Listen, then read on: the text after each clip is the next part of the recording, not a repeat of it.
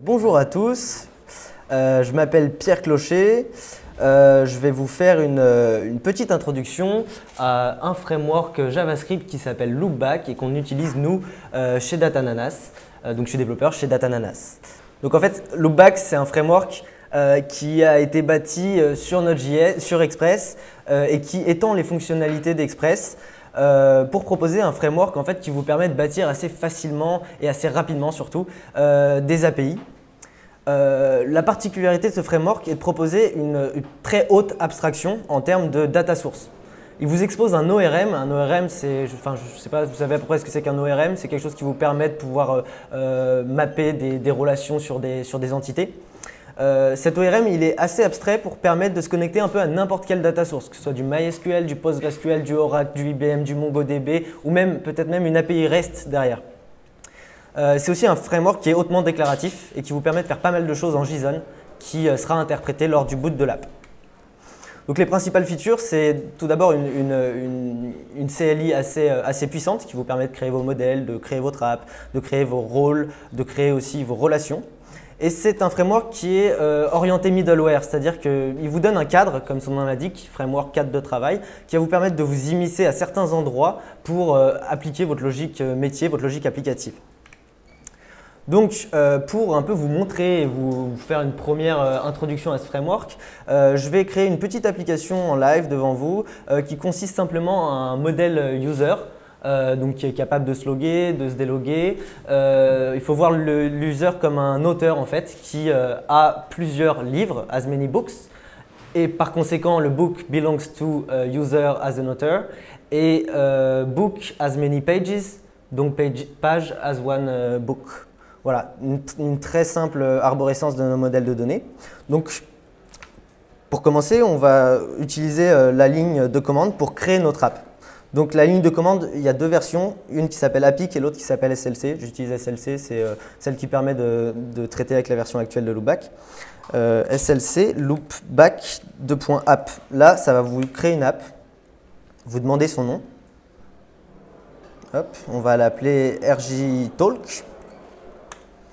Donc le directory pareil, on le prend en version 2.x et on crée une API serveur. Donc là ça crée l'ensemble des fichiers, ça fait aussi un npm install sur la 4G. Hop. Donc là c'est la partie un petit peu genre voilà, ça fait un npm install, c'est beau. Rappelez-moi, relevez la main ceux qui ont déjà fait du Node.js un peu. Ok, vous utilisez tous Mongoose globalement, enfin j'imagine si vous faites du Node.js c'est pour faire du MongoDB, ok. Donc moi je vais vous proposer en fait de me connecter à MongoDB, donc je vais on va regarder un peu ce qui s'est passé aussi côté base de données. Donc voilà, hop, on a fini le npm install, donc on va aller dans rjtalk et on va par ailleurs l'ouvrir dans Atom pour regarder à quoi ça ressemble.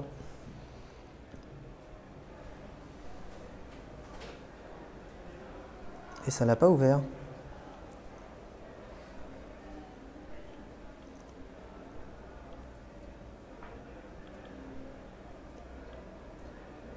Donc voilà. Donc ici, et je suis désolé, je ne peux pas zoomer sur cette partie de l'écran. Ici, vous voyez qu'il y a un dossier client qui contient simplement un readme. On ne va pas du tout se baser sur la partie cliente, on va rester vraiment côté serveur parce que ce framework est un framework côté serveur. Le dossier des node modules, bien sûr, et une partie côté serveur qui a un dossier boot. Tous les fichiers qui seront mis dans ce fichier seront automatiquement bootés lors de l'instanciation de l'app. Et par ailleurs, un ensemble de fichiers de config, par exemple les components config qui vous donnent le path de l'Explorer, on y reviendra plus tard. La config qui simplement définit certaines choses, notamment le port ou des choses comme ça. La data source, vous voyez que par défaut, il y a une data source qui est in memory, ça veut dire en RAM. C'est pas du tout, il ne faut pas l'utiliser comme ça en production, c'est pour faire quelques tests. Moi, j'ai décidé de vous proposer dans tous les cas avec MongoDB. La définition des middleware, par exemple ici, vous pouvez configurer en JSON votre middleware Express parce que bien sûr, il accepte tous les middleware Express. Et des fichiers de config qui vous permettent de charger vos modèles, de définir où est-ce que sont vos modèles, où est-ce que sont vos mixins. Mixin qui est un concept, on reviendra aussi plus tard dessus. Donc le fichier de serveur qui console log, tout va bien, le serveur est bien lancé. D'ailleurs, on va vérifier que quand on lance le serveur, tout se passe bien. Hop, et tout se passe bien. Voilà. Alors, Loopback, il vient avec un ensemble de features internes, notamment des modèles qui sont déjà créés en amont pour vous aider. Et bien sûr, le modèle le plus important, c'est le modèle user. Donc, je vais d'abord installer le connecteur MongoDB qui vous permet d'interagir entre l'ORM de Loopback et MongoDB. npm install Loopback connector MongoDB. Bien sûr, -save pour le mettre dans le package.json. Et une fois que ceci sera fait, on va aller linker ce connecteur à notre DB qui tourne juste ici, comme vous pouvez le voir, une DB locale MongoDB. Voilà, donc SLC loopback data source, ça c'est pour définir une data source. Ça va me demander quel connecteur vous voulez. Voilà, donc la data source name, on va l'appeler Mongo, logique, et on va le mettre sur MongoDB. On va lui donner, alors ça je l'ai mis dans un petit fichier sur helpers parce que je ne voulais pas me tromper dans l'URL. Voilà, hop, on revient là-dessus, on met ça. Voilà, host, port, user, password, j'en ai pas, hop, database non plus puisqu'on a donné une connection stream. Pour faire un peu de ménage, moi je vais aller dans les data source config et je vais enlever tout ce qui sert à rien parce que ça me gêne d'avoir du code qui sert à rien moi. Je sais pas vous. Hop. Hop. Voilà, donc là, on a notre Mongo de connecté. Maintenant, on va procéder à la création de nos modèles. Donc, je vous ai montré un petit schéma, celui-là. Donc, ces modèles-là, je vais les créer voilà, les uns après les autres. Le premier modèle, ce sera le modèle user. User qui sera sur Mongo et qui prendra comme modèle parent le modèle built-in de Loopback qui s'appelle user avec un grand N. Je décide de l'exposer via REST API et puis là je lui laisse un peu choisir voilà, les trucs par défaut. On va lui donner comme propriété numéro 1 le firstName qui sera une string et qui sera required, default value aucune. On va lui donner une deuxième propriété qui sera lastName qui sera elle aussi une string et elle aussi on va dire required. Voilà, c'est tout pour notre modèle user. À savoir qu'on a envie qu'il puisse s'authentifier. Loopback propose un système d'authentification par jeton Access Token qui permet, donc un utilisateur a plusieurs Access Tokens qui permet de se loguer et sur une app et sur un Angular par exemple et sur plein d'apps différentes en même temps. Donc voilà, on va créer le modèle du coup SLC Loopback, pareil, modèle en lui donnant un nom de modèle Access Token qui va prendre MongoDB, pareil, et qui sera basé sur le modèle Access Token de Loopback. On décide de ne pas l'exposer via REST API, c'est-à-dire qu'il ne sera pas public. Voilà, donc on garde que les propriétés du modèle de base. On va créer le modèle Book aussi.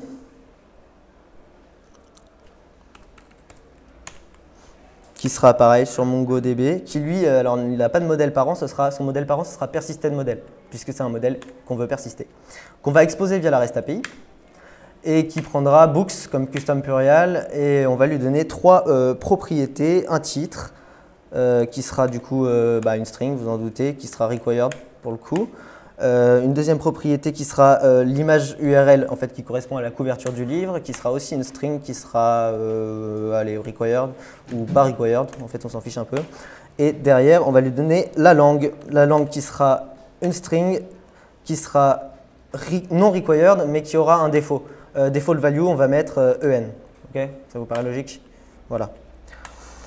Donc là on a notre modèle book et le dernier modèle c'est le modèle page. Donc ça, c'est un peu la phase configuration que vous faites au début quand vous avez une idée d'app. Ça va assez vite au final parce qu'après, vous allez voir, on va pouvoir définir les relations.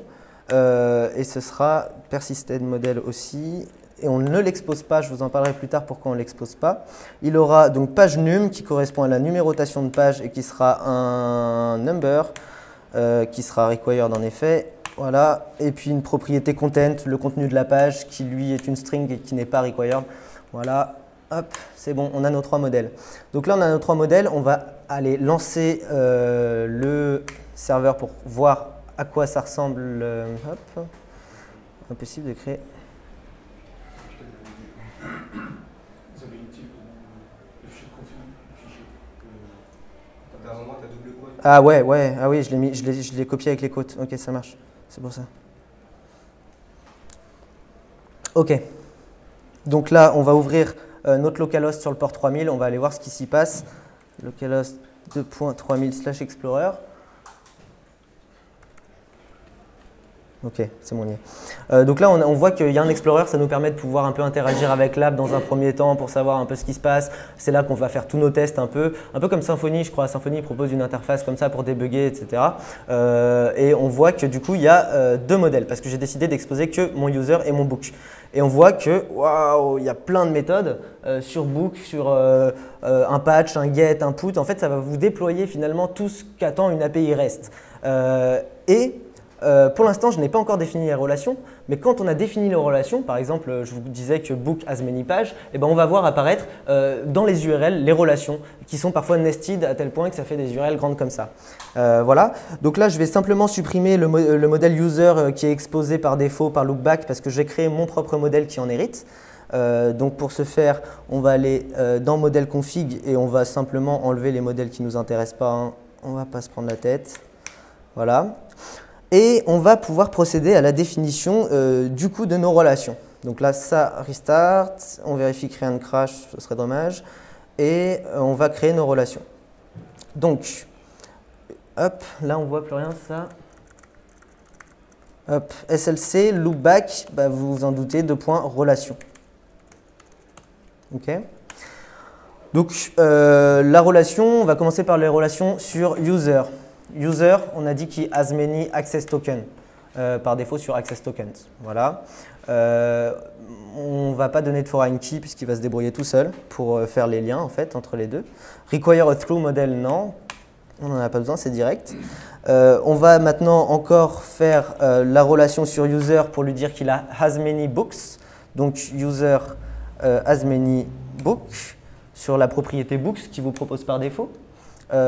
Et du coup, on va spécifier pour être un peu plus consistant la foreign key. On veut que ce soit fait sur user ID. On aurait pu dire author ID, mais moi je préfère dire user ID dans ces cas-là.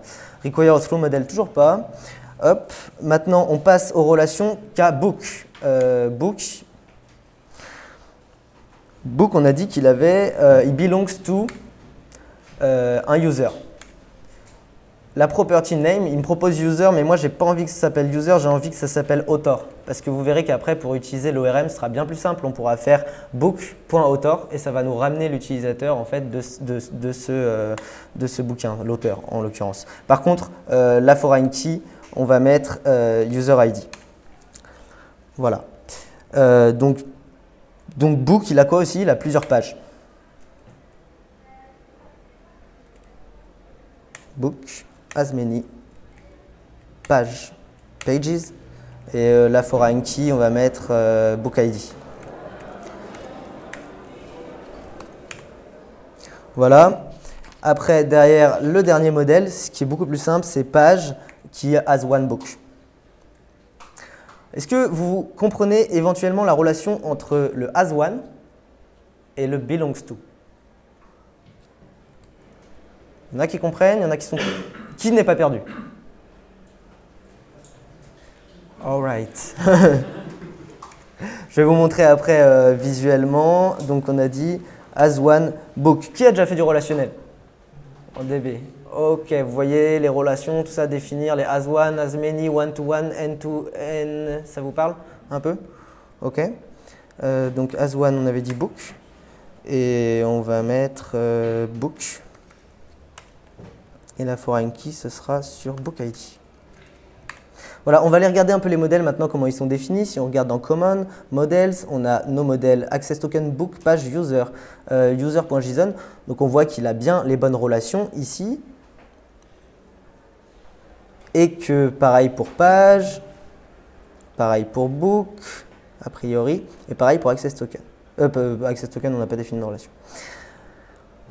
Du coup, maintenant, vous allez voir, là, ça va faire un petit peu peur. Ça va faire un petit peu peur, pourquoi? Parce que, voilà, les URL, là, il y en a un peu. Je vais vous montrer maintenant ce que fait un login. Le login, Je ne sais pas si vous savez comment le login marche via Access Token. En fait, l'idée, c'est quoi? C'est que vous faites un login, vous allez donner votre username ou votre email, vous allez donner votre password et vous allez recevoir en retour un Access Token qui vous permet de vous authentifier auprès de l'app. Ce jeton de sécurité, il a une durée de validité et en fait, vous suffixez toutes vos requêtes, vous les suffixez de ce token et vous serez authentifié.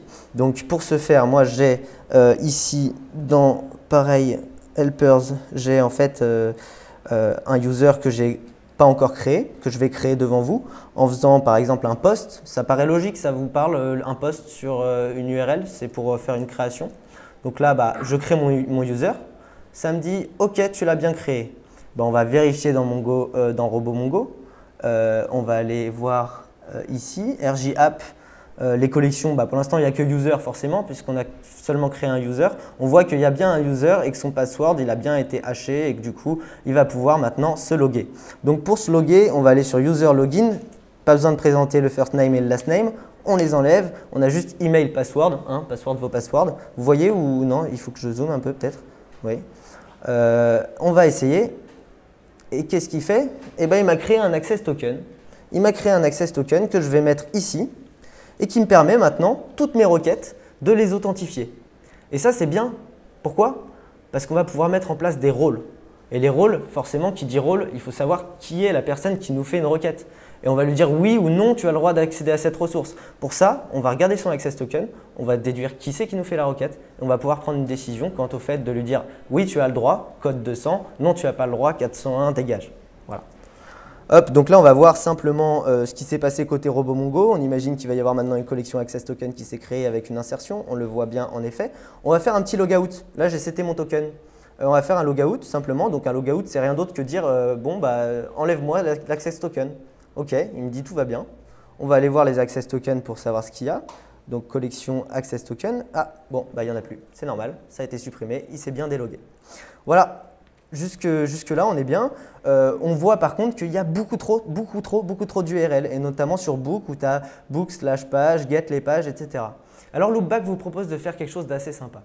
Il vous propose de pouvoir mettre en place ce qu'on appelle des mixins. Les mixins, c'est quoi? C'est une sorte de middleware que vous allez pouvoir mettre sur vos modèles et qui va permettre d'adopter un comportement générique sur tous vos modèles. Donc moi, je vous ai créé un petit middleware qui vise à finalement garder que les URL qui nous intéressent, que les méthodes, exposer que les méthodes qui nous intéressent. Donc, il faut que je la copie, j'ai dû la prendre, elle est où? Voilà, c'est une mixin qui s'appelle Whitelist Remote Method, que je vais présenter très brièvement. Elle fait la liste des méthodes que Loopback expose et elle les cache si jamais elles ne sont pas exposées dans le fichier de config. Donc là, je vais la mettre dans un dossier serveur. Dans le dossier serveur, je vais créer, allez, on va créer un dossier mixin, ça prend son sens. Hop, on va lui mettre dans mixin ça. Et puis derrière, on va aller la déclarer dans config. C'était où déjà? Modèle config, voilà. Modèle config, on va lui dire, bon, va dans le dossier serveur et va me charger les mixins. Ok, donc là, il va les détecter tout seul, ce qui est plutôt pas mal. Derrière, il suffit juste d'apposer une configuration sur mon modèle que je veux, où je veux cacher des relations et dire, bon, tiens, garde-moi que les méthodes qui sont définies ici. Hop. Donc là, très simple, on va aller sur Book, parce que je vais le mettre sur Book, je ne vais pas le faire sur tout. On va lui dire, OK, les mixins, parfait, mets-moi ça. Et là, vous allez voir qu'on passe de ça, sur Book, à… Alors, est-ce que ça a redémarré? Ça a redémarré. Est-ce que ça a marché maintenant? OK. Et ben voilà, là on a tout de suite restreint le nombre de méthodes et c'est beaucoup plus simple pour développer, c'est beaucoup plus clair, il n'y a pas besoin de scroller à l'infini pour aller chercher ces relations, ces méthodes. Maintenant, on a besoin de définir des ACL. Est-ce que vous savez ce que c'est que des ACL? Ça veut dire Access Control List, c'est pour pouvoir dire tel utilisateur a le droit d'accéder à ça ou il n'a pas le droit d'accéder à ça. Et vous allez voir que Loopback propose déjà pas mal de choses, toujours pareil, ça se fait en CLI, ça peut se faire en CLI, vous pouvez aussi le faire directement dans le JSON si vous préférez. SLC Loopback 2.acl. Il faut savoir que Loopback, c'est un framework qui est maintenu par IBM et qui est plutôt bien documenté pour les features les plus générales, on va dire. Donc là, on va définir des ACL sur Book. On dit que toutes les méthodes et les propriétés, on a envie, donc tout type d'accès, read, write, execute, all, on s'en fiche, on veut les deny à tout le monde. Ok? All users, et on dit deny. Pour autant, book, on a envie que les utilisateurs puissent accéder à la liste des bouquins, par exemple, ou qu'il ait envie d'accéder à lire un bouquin simplement. C'est possible. Pour autant, il ne faut pas que le mec il puisse éditer le bouquin, parce que sinon l'auteur il se sentira un peu biaisé, quoi. C'est-à-dire, voilà. Donc pareil, on va faire loopback ACL, toujours pareil, et on va sur book all method and properties en read access, on va explicitement allow l'accès à tout le monde en read. Voilà. Et enfin, on va dire, bon, bah, en write, c'est-à-dire pour faire un update, pour faire voilà, une création, on va simplement accepter un rôle dit dynamique qui s'appelle owner. Owner, c'est quoi? C'est celui qui possède l'entité. Celui qui possède l'entité, c'est par exemple, en l'occurrence, un auteur d'un livre. L'auteur d'un livre, il a le droit de faire un update parce qu'il possède cette entité. On va permettre le write sur the user owning the object. Et on va lui autoriser l'accès. Et là, du coup, on voit qu'il y a des rôles qui sont définis ici. Et globalement, ça veut dire quoi? Ça veut dire que seul celui qui possède le owner, donc ça veut dire celui… C'est quoi le owner? C'est lui, c'est le auteur. Celui qui a son ID sur la clé étrangère user ID. Et donc en gros, bah, maintenant, l'idée c'est quoi? C'est on a une application qui est sécurisée, qui certes n'a aucune logique applicative, si ce n'est de pouvoir faire des opérations de push, de put, de post. Mais en tout cas, on a déjà une base qui pourrait par exemple éventuellement permettre de commencer le travail sur le front. Parce qu'on n'a pas encore notre logique applicative, mais le front, il n'a pas forcément besoin de tout connaître d'abord. Il a simplement besoin de faire des opérations d'écriture et de lecture. Donc maintenant, je vais laisser la place à Samuel, mon brave collègue, qui va déployer cette app-là, que j'ai créée devant vous, sur Amazon Web Services.